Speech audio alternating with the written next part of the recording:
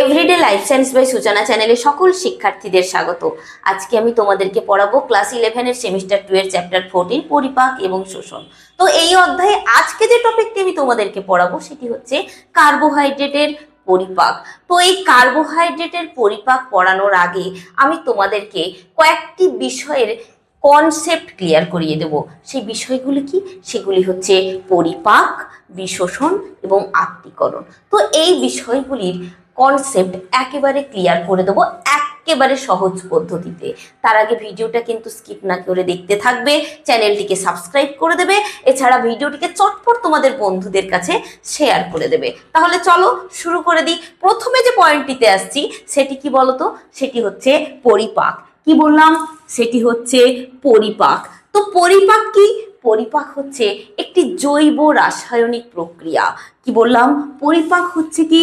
একটি জৈব রাসায়নিক প্রক্রিয়া।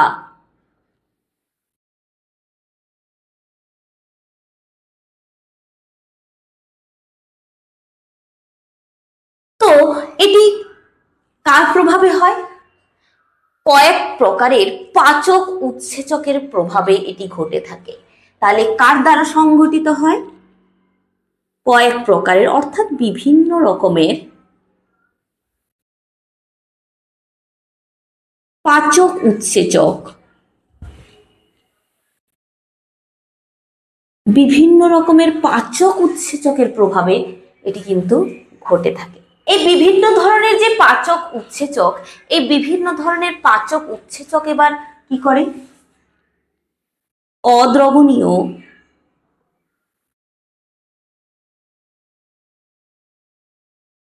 জটিল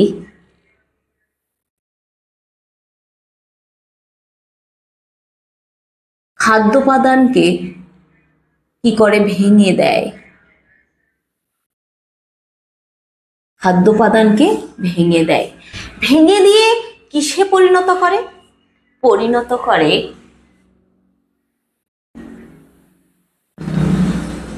সরল, দ্রবণীয় এবং শোষণ উপযোগী। কি বললাম? সরল, দ্রবণীয় এবং শোষণ উপযোগী খাদ্য উপাদানে পরিণত করে।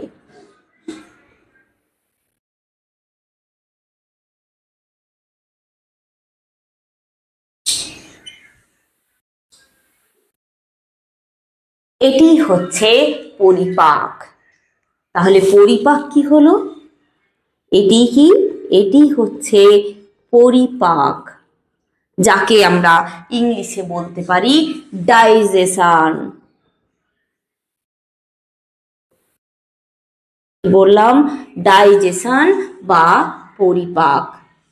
তাহলে আমরা পরিপাক বা ডাইজেশন বলতে আমরা কি লিখতে পারি? লিখতে পারি যে জৈব রাসায়নিক প্রক্রিয়ায় বিভিন্ন রকমের পাচক উৎসেচকের ক্রিয়ায়, সব রকমের উৎসেচক না, পাচক উৎসেচক, অর্থাৎ বিভিন্ন রকমের পাচক উৎসেচকের ক্রিয়ায় অদ্রবণীয় জটিল খাদ্যোপাদানটা ভেঙে গিয়ে পরিণত হয় সরল, দ্রবণীয় ও শোষণ উপযোগী খাদ্যোপাদানে।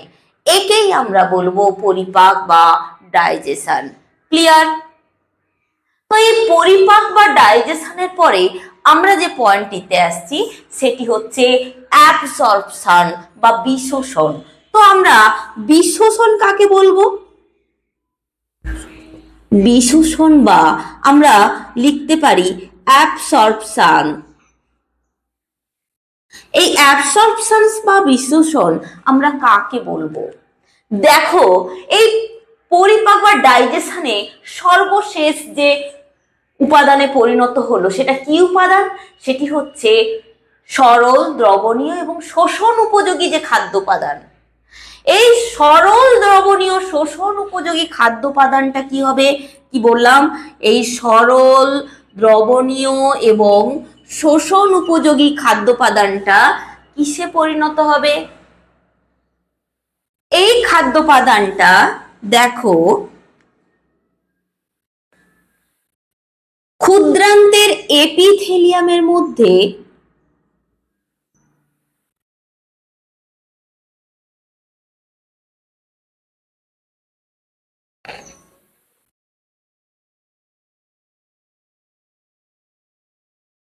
শোষিত হবে, শোষিত হয়ে কি হবে, রক্ত স্রোতে প্রবেশ করবে।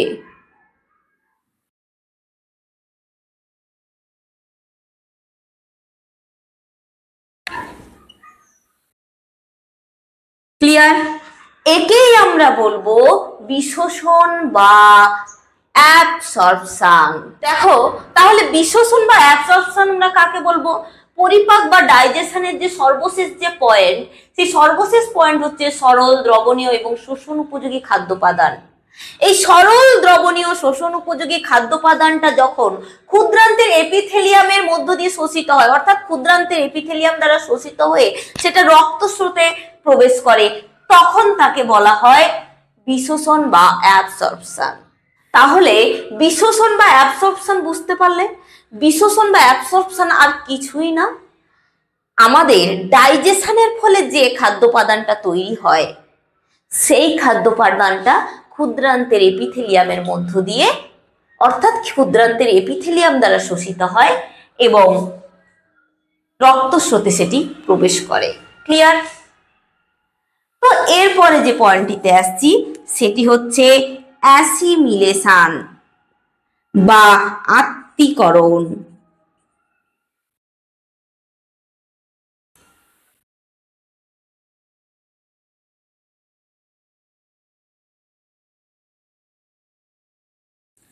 তো এই অ্যাসিমিলেশন বা আত্তীকরণটা কি? এই অ্যাসিমিলেশন বা আত্তীকরণ হচ্ছে, দেখো এই যে ক্ষুদ্রান্তের এপিথেলিয়াম দ্বারা যখন এই সরল, দ্রবণীয় এবং শোষণ উপযোগী যখন খাদ্য বস্তুটা শোষিত হয়ে রক্তস্রোতে প্রবেশ করে, সেটি কি হয়, সেটি এবার প্রোটোপ্লাজমের অঙ্গীভূত হয়।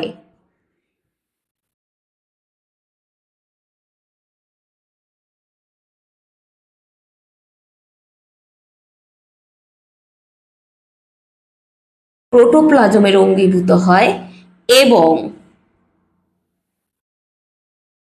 এবং কি হয়, সেটি প্রোটোপ্লাজমের অঙ্গীভূত হয়ে কি করে, দেহের বৃদ্ধি,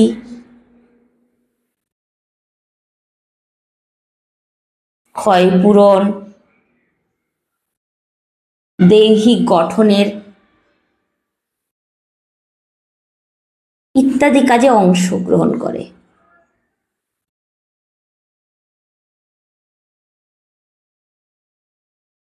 তখন তাকে বলা হয় কি বলতো, আত্তীকরণ বা অ্যাসিমিলেশন, অর্থাৎ দেহের প্রোটোপ্লাজমে অঙ্গীভূত হয়ে দেহের গঠন, বৃদ্ধি, ক্ষয়পূরণ এই রকমের বিভিন্ন ধরনের কাজে এরা অংশ নিয়ে নেয়, তখন তাকে বলা হয় আত্তীকরণ।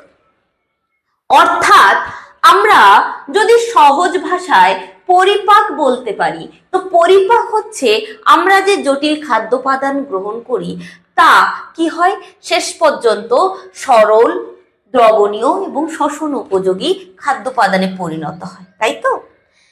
সেই সরল, দ্রবণীয়, শোষণ উপযোগী খাদ্যোপাদানটাই হচ্ছে পরিপাকের ফলে তৈরি হলো। এরপরে দেখো এই সরল, দ্রবণীয়, শোষণ উপযোগী যে খাদ্যোপাদান, এটি যখন ক্ষুদ্রান্তের এপিথেলিয়াম দ্বারা শোষিত হয়ে রক্তস্রোতে আমাদের প্রবেশ করে, তখন সেটি হচ্ছে অ্যাবসর্পশন বা বিশোষণ, অর্থাৎ আমাদের রক্তের মধ্যে পৌঁছে যাওয়া। ঠিক আছে? এরপর কি হবে, আমাদের রক্তস্রোতে পৌঁছে যাওয়ার পর সেটি যখন আমাদের দৈহিক ক্রিয়াকর্মের কাজে ব্যবহৃত হয়, সেটি হচ্ছে আত্তীকরণ বা অ্যাসিমিলেশন। দৈহিক ক্রিয়াকর্ম কি, দেহের গঠন, দেহের বৃদ্ধি, দেহের নানান ধরনের ক্ষয়পূরণমূলক কাজ, রোগ প্রতিরোধ ক্ষমতা যেমন গড়ে তোলা ইত্যাদি, এই ধরনের বিভিন্ন ধরনের কাজে অংশীভূত হওয়া, একেই বলা হয় আত্তীকরণ বা অ্যাসিমিলেশন। তাহলে পরিপাক, বিশোষণ এবং আত্তীকরণ, অর্থাৎ পরিপাক মানে ডাইজেশন, অ্যাবসর্পশন এবং অ্যাসিমিলেশন, এই তিনটে বিষয় ক্লিয়ার? দেখো এরপরে আমরা আমাদের আসল পয়েন্টে প্রবেশ করব, সেটি হচ্ছে কার্বোহাইড্রেটের পরিপাক। এই কার্বোহাইড্রেট বা শর্করা জাতীয় খাদ্যের পরিপাক কোথায় কোথায় সম্পন্ন হয়? এই শর্করা জাতীয় বা কার্বোহাইড্রেট জাতীয় খাদ্যের পরিপাক ঘটে কোথায় বলতো? নাম্বার 1 মুখবিবর, নাম্বার 2 পাকস্থলী, নাম্বার 3 তে আমরা লিখব কি? ক্ষুদ্রান্ত।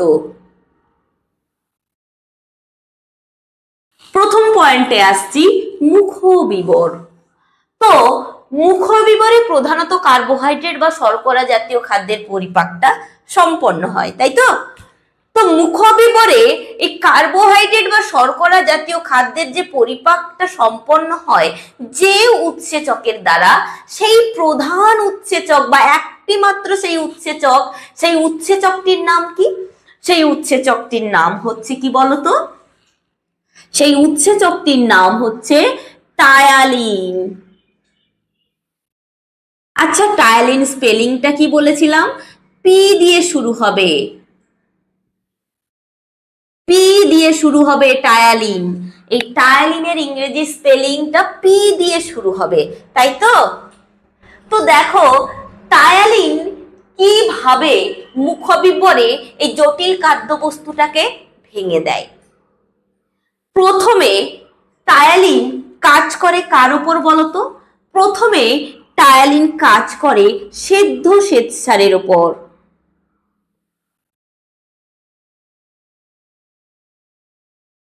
এই সেদ্ধ শ্বেতসারটা টায়ালিনের ক্রিয়ায় ভেঙে গিয়ে পরিণত হয় দ্রবণীয় শ্বেতসারে। কিসে?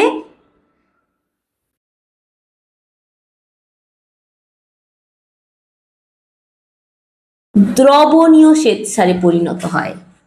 এই দ্রবণীয় শ্বেতসার এবার কিসে পরিণত হয়? এই দ্রবণীয় শ্বেতসার এবার পরিণত হয় কিসে বলতো? এরিথ্রোডেক্সট্রিনে।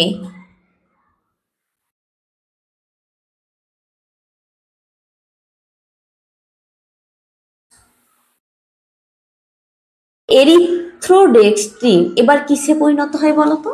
এরিথ্রোডেক্সট্রিন পরিণত হয় অ্যাক্রোডেক্সট্রিনে।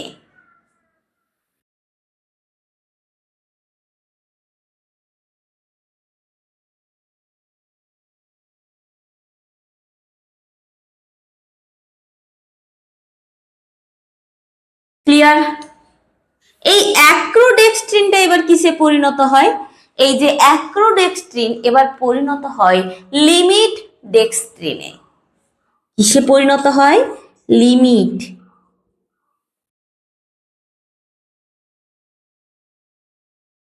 ডেক্সট্রিনে পরিণত হয়।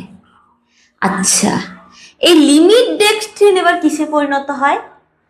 লিমিট ডেক্সট্রিন এবার পরিণত হয় মল্টোট্রায়োজ,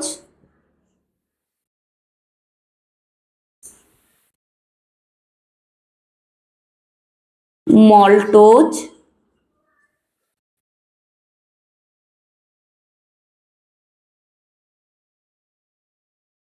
আইসোমল্টোজ এবং সামান্য পরিমাণে গ্লুকোজে পরিণত হয়। তাহলে লিমিট ডেক্সট্রিনটা কিসে কিসে পরিণত হলো? মল্টোট্রায়োজ, মল্টোজ, আইসোমল্টোজ এবং সামান্য পরিমাণ গ্লুকোজ। ক্লিয়ার? তাহলে টায়ালিনের ক্রিয়াটা বুঝতে পেরেছো? টায়ালিন প্রথমে সেদ্ধ শ্বেতসারের উপর ক্রিয়া করে। কিসের উপর ক্রিয়া করে? টায়ালিন ক্রিয়া করে সেদ্ধ শ্বেতসারের উপর। প্রথমত সেদ্ধ শ্বেতসারকে পরিণত করে দ্রবণীয় শ্বেতসারে। কিসে পরিণত করে? দ্রবণীয় শ্বেতসারে পরিণত করে। এই দ্রবণীয় শ্বেতসার পরিণত হয় এরিথ্রোডেক্সট্রিনে, এরিথ্রোডেক্সট্রিন পরিণত হয় অ্যাক্রোডেক্সট্রিনে, অ্যাক্রোডেক্সট্রিন পরিণত হয় লিমিট ডেক্সট্রিনে, লিমিট ডেক্সট্রিনটা এবার মল্টোট্রায়োজ, মল্টোজ, আইসোমল্টোজ এবং সামান্য পরিমাণে গ্লুকোজে পরিণত হয়। ক্লিয়ার? দেখো এই মুখবিবরের যে প্রধান উৎসেচক এটিই তো হচ্ছে টায়ালিন, তাই তো? এই টায়ালিন ছাড়াও আরো কিছু উৎসেচক থাকে, সেই উৎসেচকগুলোর নাম কি? আমরা নাম্বার 1 লিখতে পারি লাইসোজাইম, নাম্বার 2 লিখতে পারি bicarbonate ion,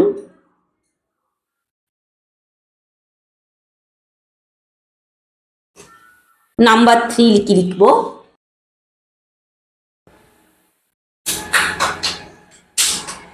thiocyanate ion, number 4 এ আমরা কি লিখবো? মিউকাস। তো লাইসোজাইম কি কাজ করে? লাইসোজাইম যে কাজটি করে সেটি হচ্ছে প্রধানত খাদ্যবস্তুতে উপস্থিত যে ব্যাকটেরিয়া, এই ব্যাকটেরিয়াকে ধ্বংস করাই হচ্ছে লাইসোজাইম উৎসেচকের কাজ। তাহলে লাইসোজাইমের কাজ কি? খাদ্যবস্তুতে উপস্থিত ব্যাকটেরিয়াকে ধ্বংস করা।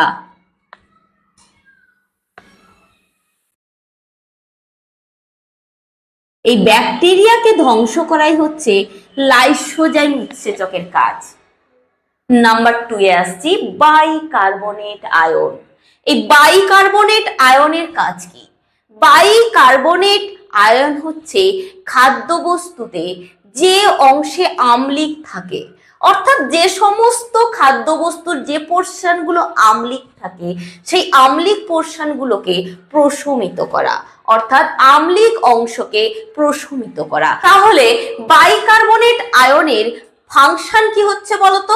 খাদ্যবস্তুতে আম্লিক অংশটাকে প্রশমিত করা। কি করা? খাদ্যবস্তুতে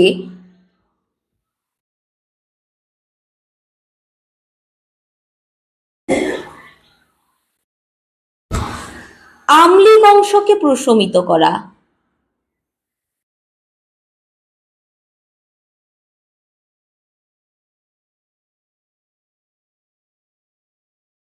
নাম্বার 3 তে আসছি থায়োসায়ানেট আয়ন।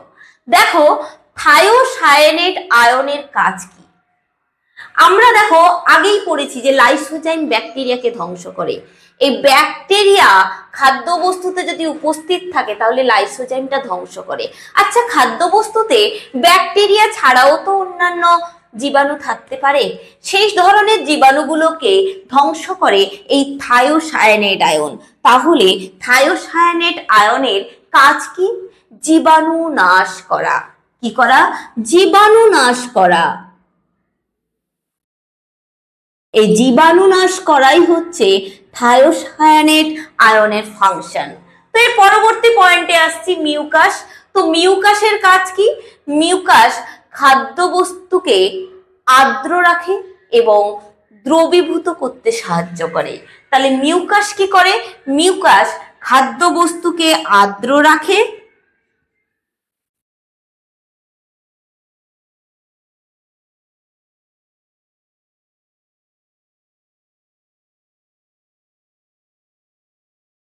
এবং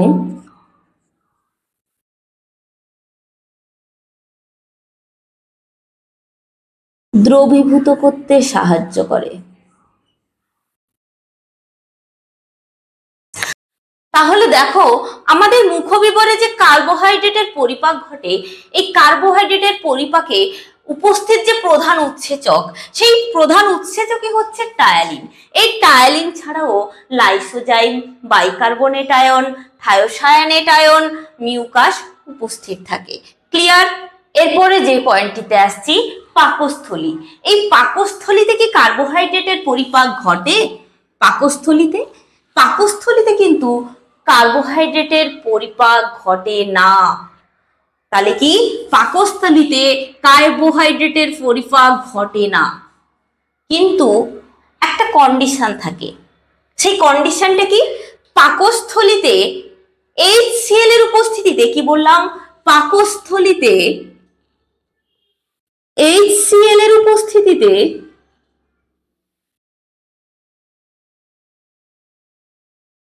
সুক্রোজের আর্দ্র বিশ্লেষণ ঘটে।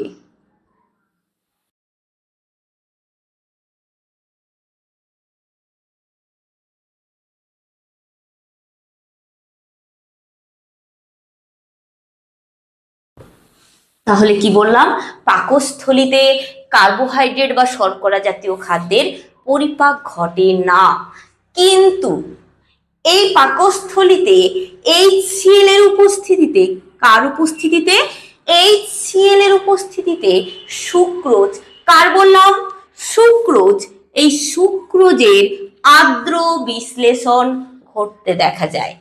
ক্লিয়ার? এরপরে 3 নম্বরে আসছি, ক্ষুদ্রান্ত। দেখো এই ক্ষুদ্রান্তে কি কার্বোহাইড্রেট বা শর্করা জাতীয় খাদ্যের পরিপাক ঘটে? ক্ষুদ্রান্তে কার্বোহাইড্রেট বা শর্করা জাতীয় খাদ্যের কিন্তু পরিপাক ঘটতে দেখা যায়। খাদ্যবস্তু ক্ষুদ্রান্তের ডিওডিনামে যখন আসে, কোথায়? ক্ষুদ্রান্তের ডিওডিনাম।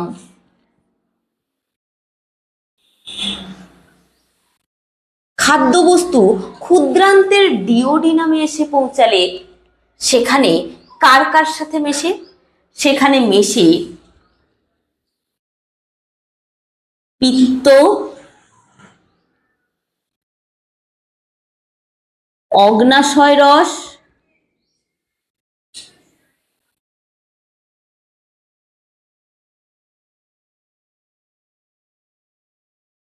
আন্তরিক রস। সেখানে কার কার সাথে মেশে? সেখানে পিত্ত, অগ্নাশয় রস, আন্তরিক রস এগুলোর সাথে মেশে। তাহলে খাদ্যবস্তুর সাথে এইগুলো মেশে। আচ্ছা, পিত্তে কি কোনো তাহলে উৎসেচক থাকে? না, পিত্তে কিন্তু কোনো রকম পাচক উৎসেচক থাকে না। তাহলে কি বললাম, পিত্তে কোনো রকম পাচক উৎসেচক থাকে না। তাহলে খাদ্যবস্তুর সাথে যদি পিত্তরস, অগ্নাশয় রস, আন্তরিক রস মেশে, তাহলে পাচক উৎসেচক কোথার থেকে খরিত হয়? অবশ্যই যখন পিত্তর থেকে খরিত হয় না, আর দুটোর থেকে প্রচুর পরিমাণে খরিত হবে, তাই তো?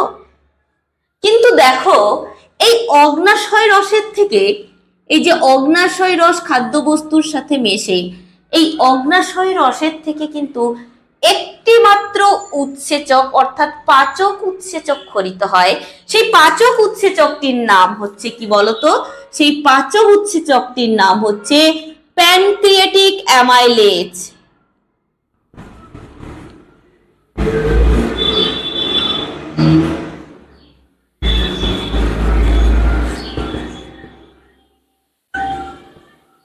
তাহলে অগ্নাশয় রসের থেকে একটি মাত্র উৎসেচক খরিত হয়, সেটি হচ্ছে প্যানক্রিয়াটিক অ্যামাইলেজ। তার মানে প্যানক্রিয়াটিক অ্যামাইলেজ কোথার থেকে খরিত হয়?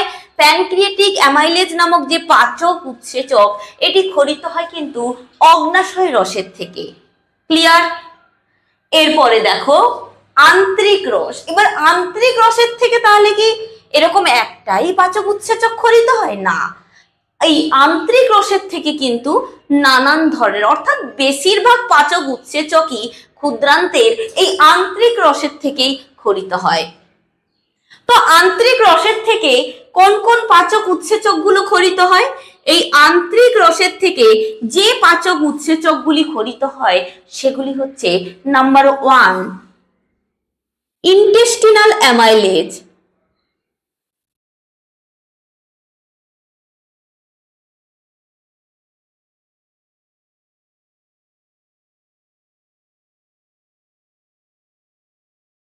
নাম্বার 2 এ আসছি আইসোমল্টেজ,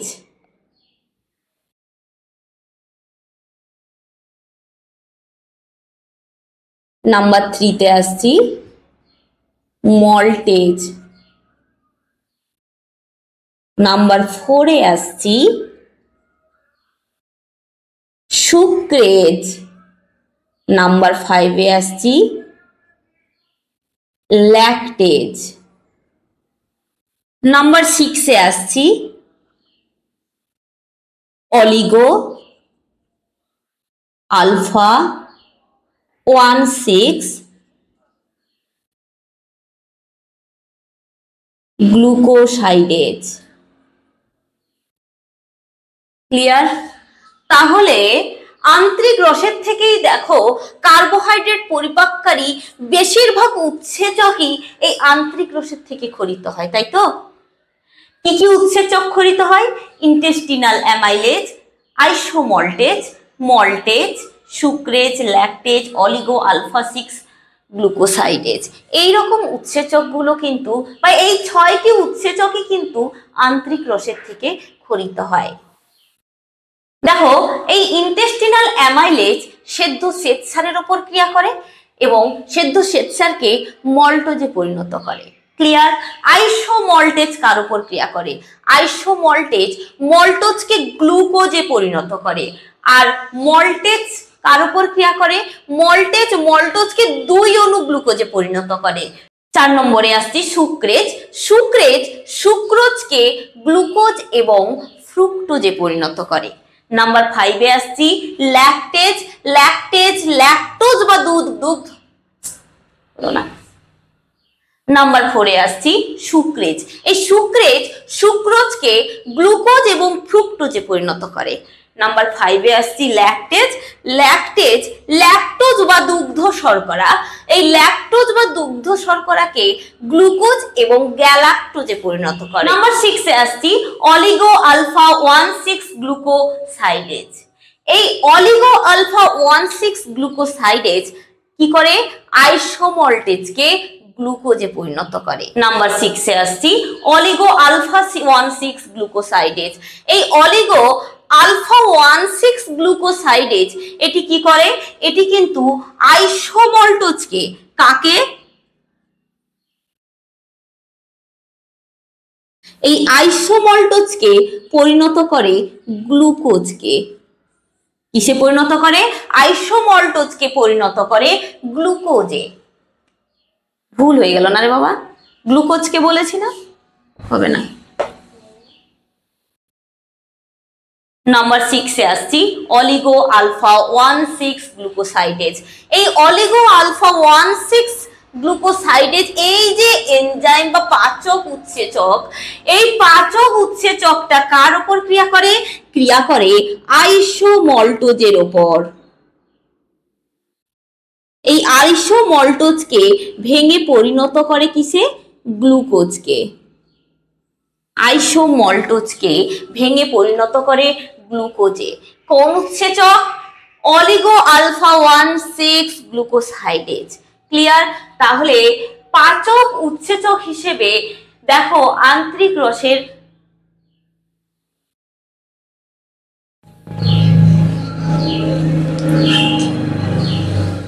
তাহলে কার্বোহাইড্রেটের যে পরিপাক, সেই কার্বোহাইড্রেটের পরিপাক কিন্তু আমি এখানেই কমপ্লিট করে দিচ্ছি। দেখো, তাহলে এই যে কার্বোহাইড্রেটের পরিপাক কোথায় কোথায় সম্পন্ন হয় বললাম? মুখবিবর, পাকস্থলী, ক্ষুদ্রান্ত। তবে পাকস্থলীর কোনো ফাংশন থাকে না, কিন্তু এই পাকস্থলীতে HCl এর দ্বারা সুক্রোজের আদ্র বিশ্লেষণ ঘটে, শুধু এইটুকুই। আর বাকি মুখবিবরের প্রধান উৎসেচক টায়ালিন তোমাদের বলেছি, এবং ক্ষুদ্রান্ত থেকে অর্থাৎ ক্ষুদ্রান্তের এই আন্তরিক রসের থেকেই কেবলমাত্র বেশিরভাগ পাচক উৎসেচকগুলি ক্ষরিত হয়। অর্থাৎ শর্করা বা কার্বোহাইড্রেট ভঙ্গকারী বা শর্করা বা কার্বোহাইড্রেট পরিপাককারী যে বেশিরভাগ উৎসেচকই এই ক্ষুদ্রান্তের আন্তরিক রসের থেকে ক্ষরিত হয়। ক্ষুদ্রান্তের অগ্নাশয় রসের থেকে একটি মাত্র উৎসেচক ক্ষরিত হয়, পাচক উৎসেচক, সেটি হচ্ছে প্যানক্রিয়েটিক অ্যামাইলেজ, এবং ক্ষুদ্রান্তের পিত্তে কোনো রকম পাচক উৎসেচক থাকে না। তাহলে ভিডিওটা এখানেই কমপ্লিট করছি। কারোর যদি কোনো বুঝতে অসুবিধা থাকে বা কোনো প্রশ্ন থাকে অবশ্যই কমেন্ট সেকশনে লিখে পাঠাবে, এবং আমার চ্যানেলটিকে লাইক, শেয়ার, সাবস্ক্রাইব করে পাশে থাকা বেল আইকনটি প্রেস করে দেবে, যাতে আপলোড ভিডিওর পরবর্তী নোটিফিকেশন তোমাদের কাছে পৌঁছে যায়। ধন্যবাদ।